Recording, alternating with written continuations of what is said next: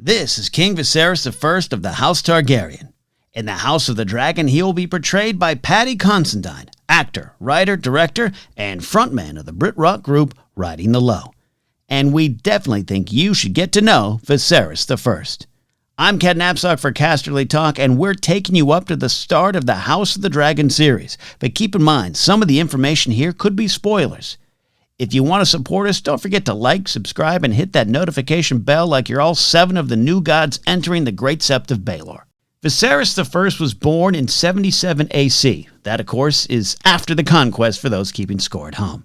He became king of the Andals, the Rhonar, and the First Men, lord of the 7 kingdoms and protector of the realm in 103 AC, when he was 26 years of age, and he was called the Young King. Viserys I, and yes, that name should make you think of Daenerys' brother Viserys III, was the 5th Targaryen to rule and succeed his grandfather, Jaehaerys I. That makes his great-grandfather Aegon the Conqueror.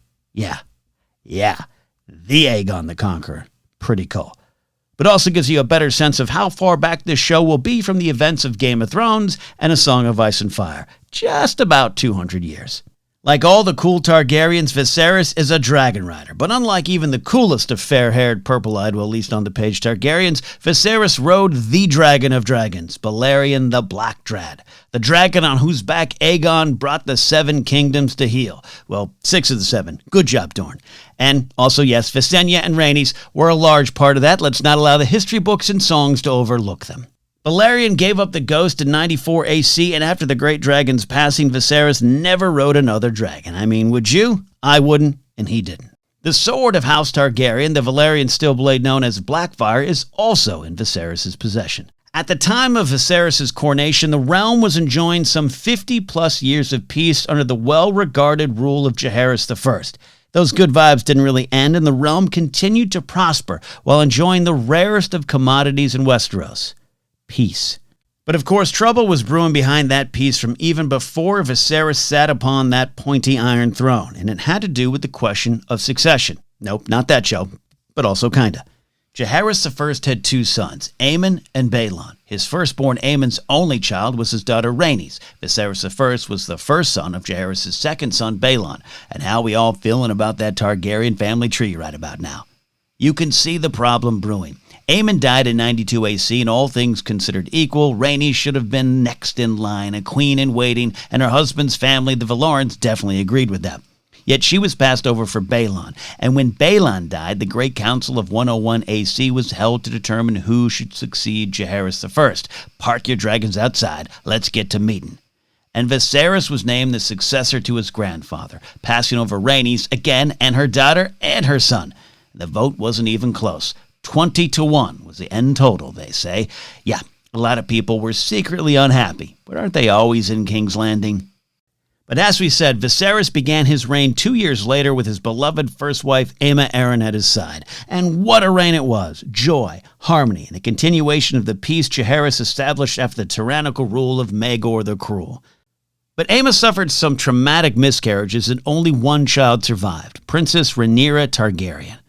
Viserys' brother Daemon, by all accounts, should be next in line, but he's got a bit of a reputation. Not a lot of people are ready to have him be the king should that time arrive. And if not Daemon, then many are looking toward the firstborn son from Viserys' second marriage, Aegon II, born to Viserys and Alicent Hightower of the Coney Island Hightowers. The Old Town Hightowers. But to quell any tensions, Viserys names Rhaenyra his successor and has the lords of the 7 kingdoms swear to uphold this. Oh, Viserys, buddy. I see what you're going for, but yeah, that's not going to go over well, particularly with Queen Alicent and her father Otto Hightower, the Hand of the King. Rhaenys got passed over for Viserys, so why shouldn't Rhaenyra be passed over for Aegon II?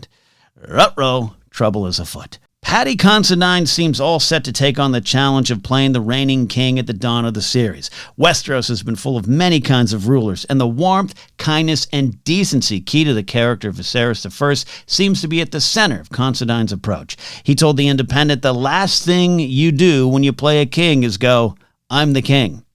Tywin Lannister would be proud.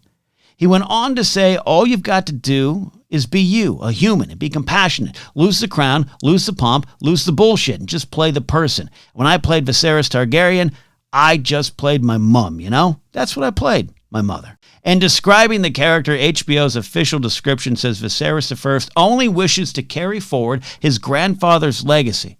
But as we've learned from Game of Thrones, good men do not necessarily make for great kings. Thematically, King Viserys just might represent all that is good in the land, or what is potentially good if the people in the highest towers across the land could only see past their desire for power, prestige, and the drive to step over anyone to get it. He could very well represent the heart of the kingdom, just before the kingdom rips it out. Let's find out together.